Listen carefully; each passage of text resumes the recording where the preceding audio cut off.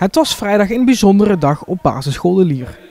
Nadat de lessen na de vakantie al een poosje bezig zijn in Merselo, kon met enkele kleine aanpassingen vanochtend ook het muziekonderwijs weer opgepakt worden.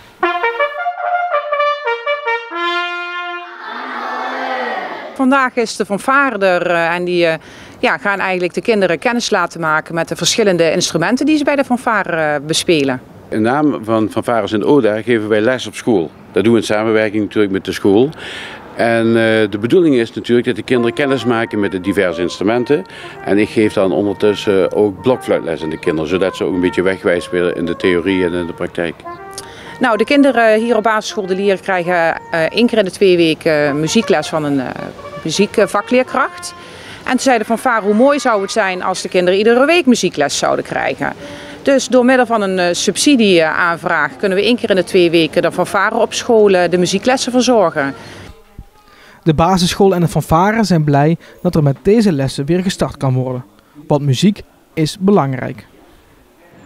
Ontzettend belangrijk. Hè? Het wijst ook uit dat muziek iets doet met je hersenen en dat het goed is voor je ontwikkeling.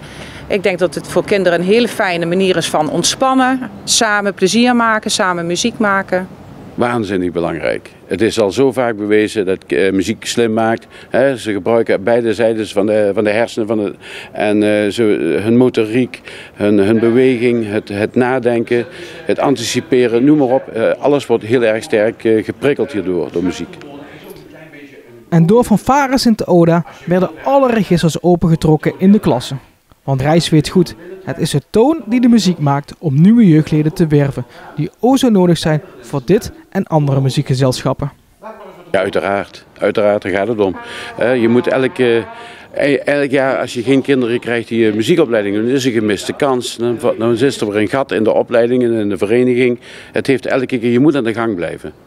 Ja, want ik begrijp veel muziekverenigingen hebben moeite om met name jeugdige aanwas te krijgen. Natuurlijk.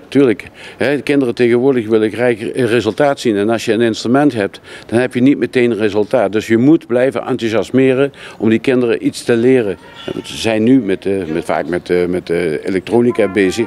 En het resultaat is meteen, ze hebben gelijk succes door middel van een knopje in te drukken. Maar wij moeten ze toch leren om toch op een andere manier aan de gang te blijven.